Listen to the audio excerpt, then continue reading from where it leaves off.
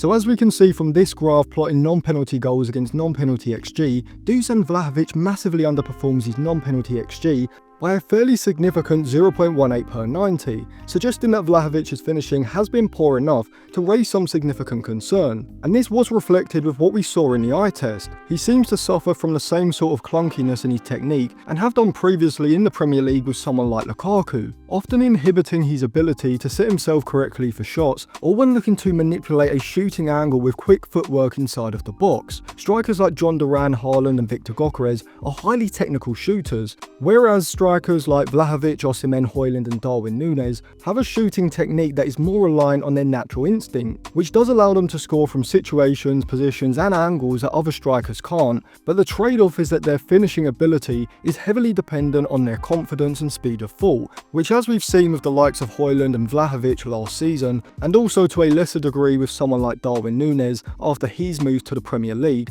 when those traits get reduced in their game, their clinical finishing ability and therefore their XG conversion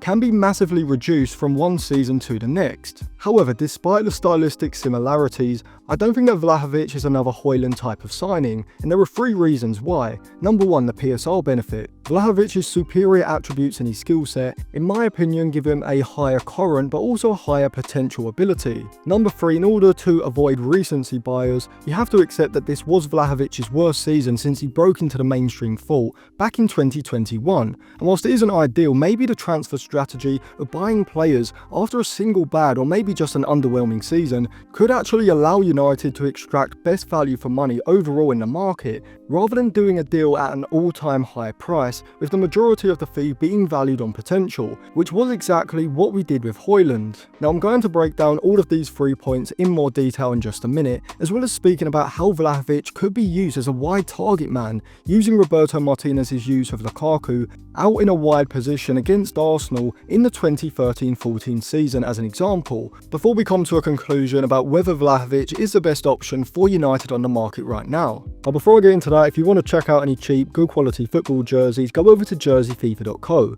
They've got a variety of different current season and retro jerseys, including the new Manchester United releases for the upcoming season. They sent me over this 2006-2007 Manchester United white away shirt with Ronaldo 7 on the back, as well as this Zidane Juventus shirt from the 90s as well. If you use code Atlantis at checkout, you'll get a 10% discount, so I'll leave a link in the description and in the comments section below. So let's start off with the PSR benefit. There are reports that Juventus are thinking about terminating the last year of Vlahovic's contract, which would cost them £16 million, but I would assume that would be reduced by about 50%, due to Vlahovic picking up a salary of likely around £8 million after joining United, saving United £8 million, but also freeing up a sizable amount on their wage budget. Now if I was Juventus, I'd just sell Vlahovic to United for £8 million,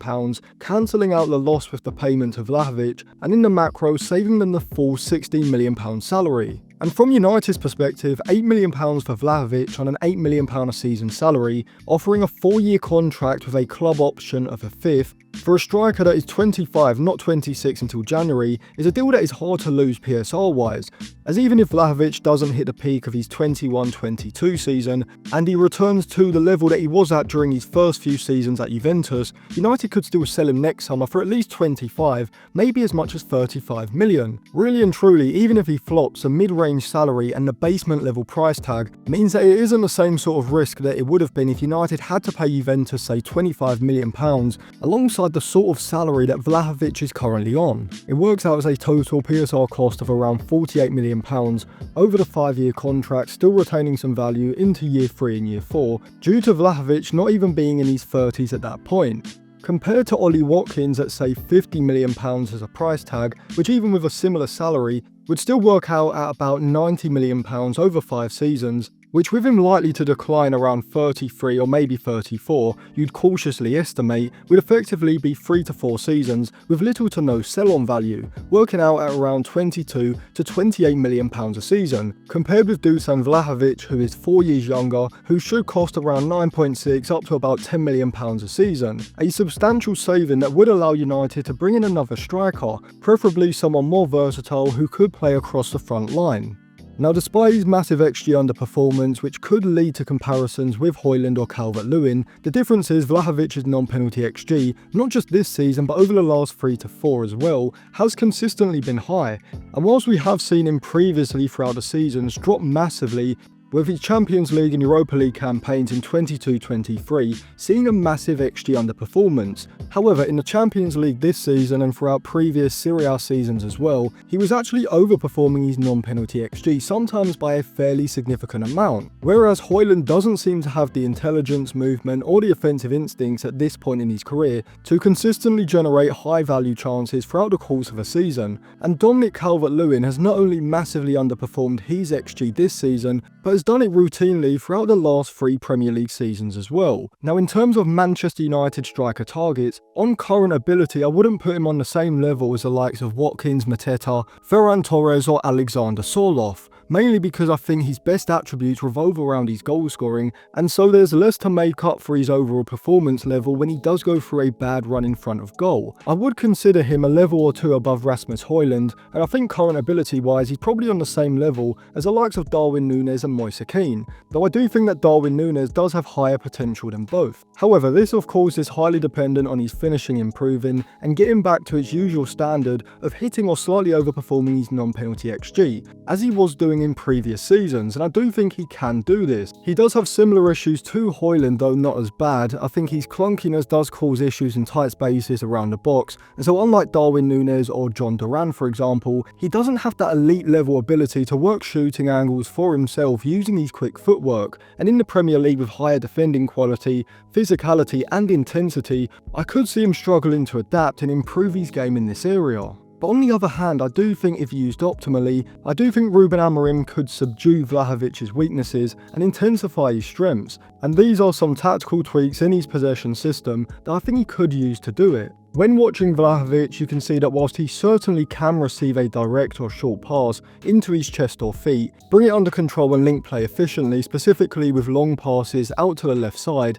he does have a similar issue to Højlund. In the sense, I just feel like he gets put off when he's having to also compete in a physical duel with the defender on his back, not being able to fluidly move away, link play, and then turn quickly to join the attack consistently throughout a game or a season. And so my tactical tweak would be that rather than having him continuously positioned centrally, receiving the ball with his back to goal, instead you could have him starting centrally but peeling into wider areas, becoming a forward who could be used as almost a wide target man in the middle and final thirds, with Vlahovic being significantly more effective in aerial duels outside the penalty box compared within it, and by pulling wide, Vlahovic's significant aerial and physical advantage over most Premier League fullbacks should allow him to dominate in aerial duels when United do look to play long diagonal passes out to the side that Vlahovic has peeled onto, wherefrom, because he's attacking the ball from a wider area, he's almost facing goal when he receives the ball, rather than receiving it with his back to goal, which should improve his ability to progress the ball forward with a header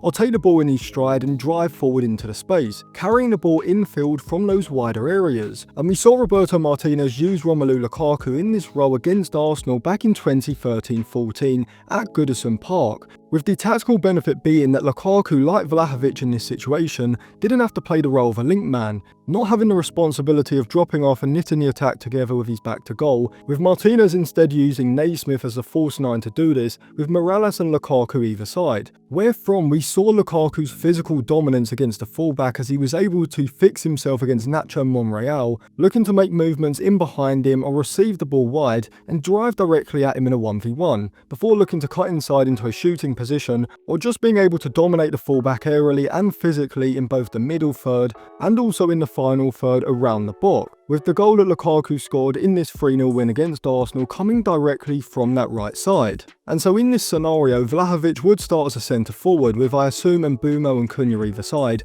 but whereas with Xerxes as a centre forward who would look to drop off towards the ball, link in play with his back to goal, Vlahovic instead will retain a higher position but swiftly look to pull wide of the centre back either side, spinning into the space in the channel, or just as Lukaku did against Monreal, receiving the ball to feet and looking to isolate the fullback in a 1v1 one inside of the box. Cunha and Mbeumo can start wide initially, but then you can have one of them drifting infield, making a diagonal run into deeper central areas, looking to receive the ball in a half turn, before instantly looking to drive past a player on their back, looking to get goal side and leading the artificial counter-attack, with the other one of Mbeumo or Cunha, depending on who stayed high, sitting with Vlahovic ahead using a variety of different coordinated movements designed to get one breaking in behind the fullback and centre-back on one side, and the other sitting on the outside of the fullback in a wider area, seeing the possession system temporarily shift to more of a 3-4-1-2 shape in this phase of play. Moving into the final third, Vlahovic just moves central and takes up a position that you would usually expect of him,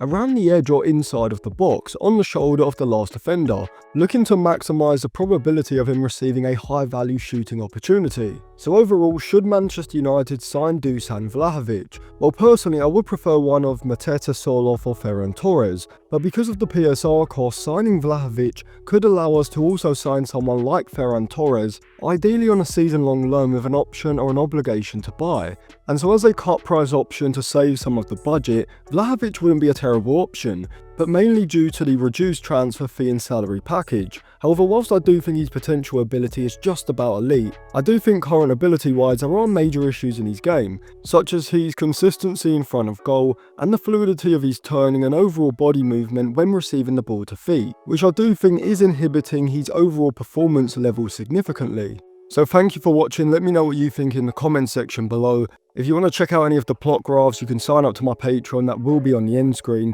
And if you want to check out any cheap, good quality football jerseys, go over to jerseyfifa.co. You can use code Atlantis at checkout for a 10% discount. I'll leave a link in the description and in the comments section below.